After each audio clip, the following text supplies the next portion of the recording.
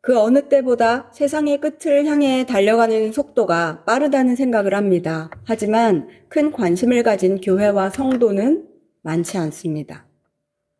이러한 분위기의 원인 중에 하나는 우리나라의 과거에서 찾아볼 수 있는데 사이비 단체의 종말론 소동에 따른 아픔의 부산물이지 않을까 생각합니다. 1992년에 우리나라를 떠들썩하게 만든 사건이 하나 발생했어요. 다미선교회라는 곳의 시한부 종말론 사건입니다. 1992년 10월 28일에 휴거가 일어난다 라고 날짜를 지정한 시한부 종말론을 주장하여서 사회적으로 큰 풍파를 일으켰습니다. 저기에 신도들은 정상적인 일상을 버리고 선교회에 재산을 바치며 모여서 종말을 대비했습니다. 대망의 10월 28일 선교회 바깥에는 가족과 친지, 또 친구 등을 찾으러 온 사람들과 구경꾼들, 취재진들, 만일의 사태를 대비해 출동한 경찰들로 인산인해를 이루었고 많은 사람들은 TV로 생방송을 지켜봤습니다. 선교회 안에서는 성도들이 일명 승천복이라는 하얀색 옷을 입고 열광적으로 찬송을 부르며 예배했습니다. 자정이 가까워지자 신도들이 일제히 카운트다운을 시작했고 마침내 자정이 되었습니다. 당시 뉴스 아나운서가 이렇게 말했습니다. 아무 일도 일어나고 있지 않습니다. 신도들은 멍하니 있거나 패닉에 빠져 소리를 치거나 우리나라 시간이 아니다. 예루살렘 시간으로 자정이다. 라면서 조금 더 기다려 보았지만 역시 아무 일도 일어나지 않았습니다. 속았다는 사실을 깨닫자 그들은 읽고 있던 성경을 찢어버리고 기물을 부수고 책임자를 찾고 바깥에 있던 사람들은 안으로 들어가려 하고 한바탕 난리통 후에 신도들은 고개를 숙이고 얼굴을 가린 채 그곳을 떠났습니다.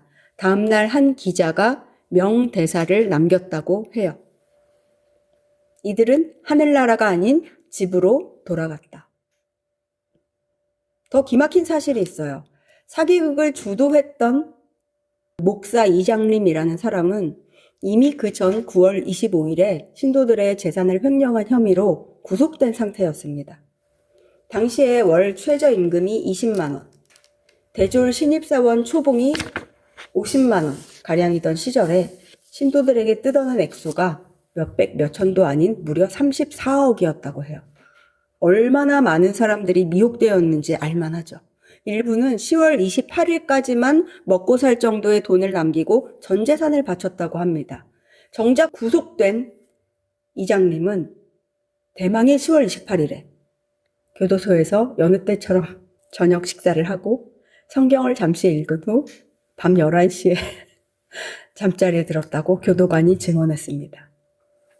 이 사태에서 가장 큰 문제는 휴거 날짜입니다. 이 세상의 종말은 분명히 옵니다. 성경 곳곳에 기록이 됐어요. 다만 예수님께서 이렇게 분명히 말씀을 하셨죠. 그러나 그 날과 그때는 아무도 모르나니 하늘의 천사들도 아들도 모르고 오직 아버지만 아시느니라. 아멘. 예수님께서 다시 오신다는 사실은 분명합니다. 그러나 언제 오시는지는 하나님 외에 아무도 모릅니다. 심지어 예수님 자신도 모른다고 당신께서 밝히 말씀하셨어요. 그럼에도 많은 이들이 미혹될 만큼 예수님의 재림의 시기는 사람들의 호기심을 자극하는 주제입니다. 저 선교회 사건에서 10월 28일이라는 날짜는 이장님이 직접 특정하지는 않았다고 합니다. 그의 휘하에 있던 소위 소년 선지자, 당시 16살이었던 하방익이라는 사람이 휴거 날짜를 밝히자 거기에 편승해서 사태가 그 지경까지 되었다고 해요. 참 희한한 일이죠. 예수님도 모르신다는 재림 날짜를 일개 사람이 어떻게 안다는 말입니까? 그럼에도 사람들은 종말, 휴거, 재림, 그 날짜 이런 단어들에 성경 말씀을 뒤로 제쳐두고 열광적으로 반응했습니다. 아마 그래서인지 지금까지도 교계는 휴거라는 말을 경계하는 분위기입니다. 혹시 이단 아니야? 라는 의심. 아니면 두려움이나 불안함을 조성하는 주제로 여겨져서 금기시된 분위기. 그렇게 보여요. 하지만 이는 잘못된 태도입니다. 앞으로 미혹과 혼란은 더하면 더했지 결코 덜하지 않을 것입니다. 그렇다고 해서 성경에 명백히 기록된 마지막 때에 대한 관심조차 거둔다면 그것은 마귀가 기뻐할 일이에요. 하나님의 심판, 이 세상의 종말, 예수님의 재림, 성도의 휴거, 그때 일어날 일과 같은 그런 주제들이 성경에 많이 나옵니다. 교회와 성도는 이러한 주제들을 가르치고 배워야 합니다. 예수님의 재림을 기대하며 기다려야 마땅해요. 제가 코로나를 지나고 정치를 조금씩 알아가고 또 우리나라의 계엄 사태를 계기로 조금 더 알아가는 중입니다. 좌파와 우파를 넘어서 그 위에 존재하는 거대한 세력. 전부터 알던 바이나 그때는 가설 정도였어요. 앞으로 이러저러하게 될 것이다. 그런데 불과 20여 년 어간에 그 가설들이 실제로 일어나는 모양을 보면서 지난주에 이런 생각이 들었습니다. 예수님이 정말 금방 오시겠다. 내 생전에 오실 것 같다. 바람이 아니라 실제로 우리들 생전에 오실 것 같아요. 세계 3차 대전이 일어나리라는 예측, 우리나라에 곧 전쟁이 일어나리라는 예측, 그 후에 평화를 가져오는 강력한 리더십으로 전 세계의 환호를 받을 적그리스도가 등장하리라는 예측, 그리고 전 세계가 하나가 되어야 된다는 주제로 전자화폐, 단일 정부, 종교통합, 인간과 컴퓨터의 결합 등 인간을 말살하고 멸망으로 이끌고 갈 계획들이 급속히 실행되리라는 예측. 사실 이젠 예측이라고 말하기도 어려울 정도입니다. 2016년에 일론 머스크가 설립한 뉴럴링크가 신경과 연결, 뉴럴과 링크의 합성어인데 말 그대로 인간의 뇌와 컴퓨터를 연결하는 프로젝트입니다. 이틀 전 뉴스 하나 보실까요? 중국 베이징 뇌과학연구소와 뉴사이버가 개발한 중국의 뇌기계 인터페이스 칩 베이나우 1이라고 합니다. 기사 내용은 다음과 같아요. 수년 전 교통사고로 중증의 경추 손상을 입어 신체 대부분의 운동 기능을 잃은 30대 남성. 오랜 재활 치료에도 차도가 없었지만 뇌기계 인터페이스 칩 베이나우 1을 이식한 후 삶이 바뀌기 시작했다.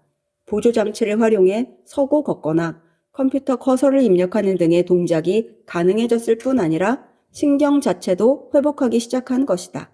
이식 3개월 후에는 물체를 움직일 수 있었고 6개월 후에는 두 손가락으로 작은 물체를 짚는 데 성공했다. 장과 방광 기능까지 일부 회복돼 생리 현상 조절이 아예 불가능했던 이전보다 삶의 질도 대폭 향상됐다. 19일 방문한 베이징 뇌과학연구소에서는 이렇듯 기적 같은 변화가 현실로 구현되고 있었다. 지난해 초 처음 임상을 시작했을 때만 해도 로봇 손 등 외부 장치를 활용한 움직임 구현에 그쳤지만 불과 1년 만에 신체의 자생적인 회복 가능성까지 입증한 것이다. 베이징대 병원 등 주요 의료기관과 긴밀한 협력을 통해 인체 이식 성공 사례도 기존 3명에서 7명으로 늘어났다. 장애를 가진 사람을 치료하는 유익한 일로 보이죠. 그러나 이 기사의 다음 한 토막을 놓치면 안 됩니다. 일론 머스크는 뉴럴링크가 당장은 질병 치료에 활용되지만 최종 목표는 인간이 인공지능 AI를 따라잡을 수 있도록 하는 데 있다고 수차례 강조해 왔다. 사람과 컴퓨터를 합치게 되면 컴퓨터가 인간화 될까요? 아니죠.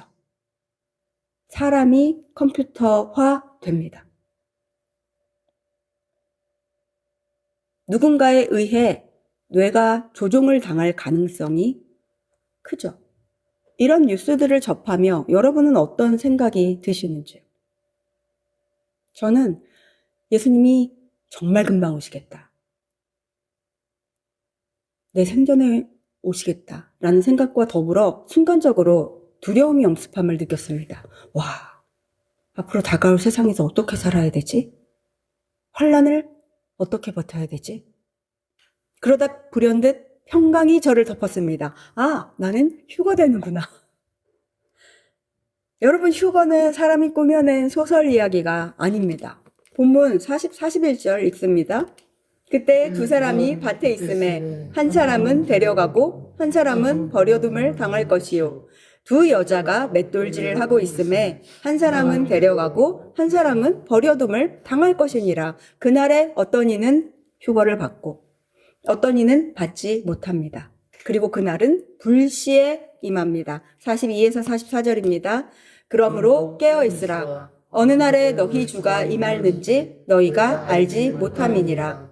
너희도 아는 바니 나의 집주인이 도둑이 어느 시각에 올 줄을 알았더라면 깨어 있어 그 집을 뚫지 못하게 하였으리라. 이러므로 너희도 준비하고 있으라. 생각하지 않은 때에 인자가 오리라. 아멘. 예수님께서 다시 오시는 날도, 성도가 하늘로 들림을 받는 날도 어느 때 일어날지 아무도 모릅니다. 또한 휴거의 시점도 성경이 명확하게 밝히지 않은 까닭에 학자들의 의견이 나뉩니다. 7년 뒤에 환란이 있느냐 없느냐. 그러면 예수님은 환란 전에 오시느냐 후에 오시느냐 중간에 오시느냐. 휴거는 7년 환란 전에 일어나느냐 환란 후에 일어나느냐 아니면 7년 자체가 상징수이니 지금도 환란 중이냐. 의견이 분분하고 각각 뒷받침되는 성경 구절들이 있습니다. 저는 오늘 여기서 어떤 학설이 옳은가를 논하려는 것이 아닙니다. 우리에게 완벽히 알려주지 않으셨다면 무엇이 옳은지는 일어나 봐야 알 일입니다. 또한 환란 전에 휴거된다면 맘 놓고 신나게 살고 있으면 되나요? 환란 후에 휴거된다면 두려워 떨며 쌀과 통조림을 쟁여두어야 되나요? 제가 오늘 초점을 맞추고 싶은 부분은 바로 이겁니다. 여러분 질문할게요. 휴거 받을 자신이 있으신지요?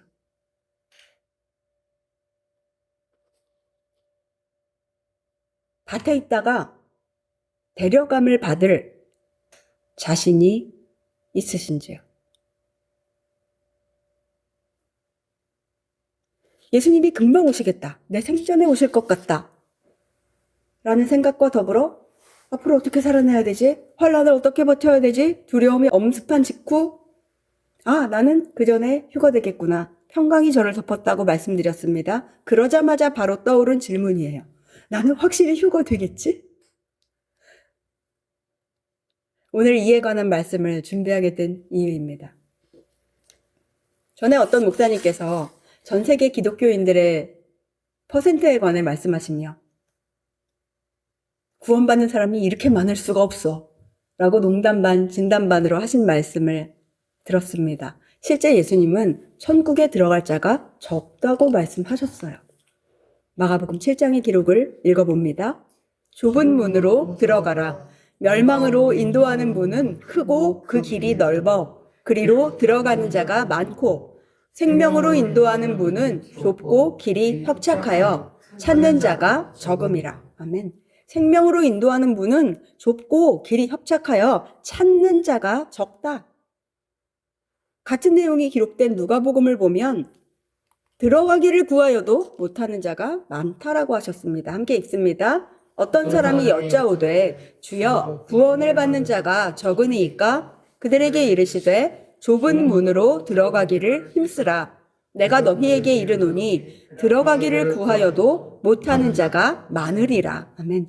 좁은 문으로 들어가기를 구하지만 들어가지 못하는 자가 많다고 하셨습니다. 그리스도인들 가운데 휴거받고 싶지 않은 사람이 어디 있겠습니까마는 받지 못할 사람이 많아요. 그러면 어떻게 하면 좋은가? 이것이 오늘의 주제요. 저는 이어지는 구절에서 답을 찾았습니다. 25에서 27절 읽습니다. 집주인이 일어나 문을 한 번 닫은 후에 너희가 밖에 서서 문을 두드리며 주여 열어주소서 하면 그가 대답하여 이르되 나는 너희가 어디에서 온 자인지 알지 못하노라 하리니 그때 너희가 말하되 우리는 주 앞에서 먹고 마셨으며 주는 또한 우리를 길거리에서 가르치셨나이다 하나 그가 너희에게 말하여 이르되 나는 너희가 어디에서 왔는지 알지 못하노라. 행악하는 모든 자들아 나를 떠나가라 하리라. 아멘.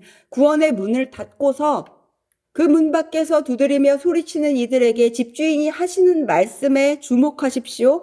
행악하는 자들아 나를 떠나가라. 악을 행하는 자들아 나를 떠나가라. 교회만 다닌다고 구원받지 못합니다. 봉사 많이 했다고 구원받지 못합니다. 주여 주여 입에 달고 살았다고 구원받지 못합니다. 믿습니다. 입으로만 믿은 사람 구원받지 못해요. 여기서 말하는 선한 행위는 단순히 윤리적인 도덕적인 착한 행위를 말하지 않습니다. 자기의 선한 행위로서 믿음을 증명한 사람만이 구원을 받습니다. 여러분 이 진리 앞에서 자신 있으십니까? 나는 분명히 들림받는다. 나는 열린 문으로 들어간다. 확신하십니까? 우리는 바로 여기서 두려워 떨어야 돼요. 다가올 환란이 무서워서가 아니라 환란 전이든 후든 당연히 들어갈 줄 알았던 천국에 들어가지 못할까 봐 두려워 떨어야 합니다. 저는 지금 공포심을 드리는 것이 아닙니다. 그 반대예요, 여러분. 아직 기회가 남았습니다. 얼마나 오래일지 모르나 아직 돌이킬 시간이 있어요. 저는 소망을 드리는 중입니다. 먼저 휴거를 원한다면 성경에서 휴거받은 사람을 살펴보면 되겠죠. 감사하게도 롤 모델이 2명 있어요. 힌트, 둘 다 구약에 등장합니다. 엘리야 에녹. 그렇죠. 엘리야와 에녹. 자, 에녹의 기록, 창세기 5장부터 읽습니다. 에녹은 65세에 무두셀라를 낳았고 무두셀라를 낳은 후 300년을 하나님과 동행하며 자녀들을 낳았으며 그는 365세를 살았더라. 에녹이 하나님과 동행하더니 하나님이 그를 데려가심으로 세상에 있지 아니하였더라. 아멘. 어떤 사람이 휴거되었습니까? 그쵸. 하나님과 동행한 사람. 하나님과 동행한 선한 행위, 선한 삶으로서 믿음을 증거한 에녹입니다. 두 번째 인물, 엘리야는 바알을 숭배하는 이세벨로부터 박해를 받았어요. 그래서 에녹은 마지막 때의 환란 전 휴거를, 엘리야는 환란 중 휴거의 모형으로 그렇게 보기도 합니다. 자, 엘리야는 어떤 사람이었나요? 엘리야를 대표하는 단어는 하나님께 대한 특심입니다. 내가 만군의 하나님께 열심히 유별합니다. 예루살렘 성전을 정화하신 예수님의 모습이 떠오르죠. 예수님은 성전 안에서 노끈 채찍을 만드사 장사하던 이들의 짐승을 다 내쫓으시고 환전상들의 돈을 쏟으시며 상을 엎으시고 비둘기 파는 사람들에게 이르셨습니다. 이것을 여기서 가져가라. 내 아버지의 집으로 장사하는 집을 만들지 말라. 그 모습을 본 제자들은 시편의 한 구절을 떠올렸습니다. 읽습니다. 제자들이 성경 말씀에 주의 전을 사모하는 열심이 나를 삼키리라 한 것을 기억하더라. 이들이 인용한 구절은 바로 이 구절입니다. 읽습니다. 주의 집을 위하는 열성이 나를 삼키고 주를 비방하는 비방이 내게 미쳤나이다. 이 시편의 저자는 다윗입니다. 성전 건축을 원하고 준비했던 그의 모습에서 드러나죠. 다윗에게는 주의 집을 위하는 열심, 특심이 있었어요. 다윗의 후손으로 이 땅에 오셨던 예수 그리스도 성자 하나님께도 성부 하나님의 집을 사모하는 열심, 그분을 향한 특심이 있으셨죠. 엘리야에게도 하나님을 향한 그 열심이 있었어요. 하나님께 대한 여러분의 마음은 얼마나 특별한지, 주의 전, 주를 사모하는 열심은 어떠하신지요? 하늘로 들려 올라갈 만한 크기인가요? 여러분의 마음은 지금 어디에 쏟아지고 있나요? 어디를 향하여 있고 어디에 머물고 있나요? 또 여러분은 누구와 싸우고 있습니까? 엘리야는 바알을 섬기는 이세벨과 거짓 선지자들을 상대로 목숨을 걸고 홀로 싸웠던 대단한 믿음의 소유자였습니다. 저 자신에게도 던지는 질문이에요. 나는 과연 그 정도가 되는가? 제가 요즘에 집을 구하는 일로 머리가 아픈데 나는 하나님의 집에 대해서는 얼마만한 마음을 쏟고 있는가? 제가 한번 생각해 봤습니다. 나는 지금 누구와 싸우고 있는가도 생각해 보았습니다. 여러분 혹시 김집사와 싸우고 있는 건 아니시겠죠?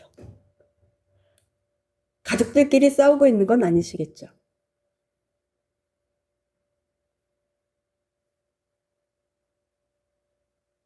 마귀와 싸워야죠.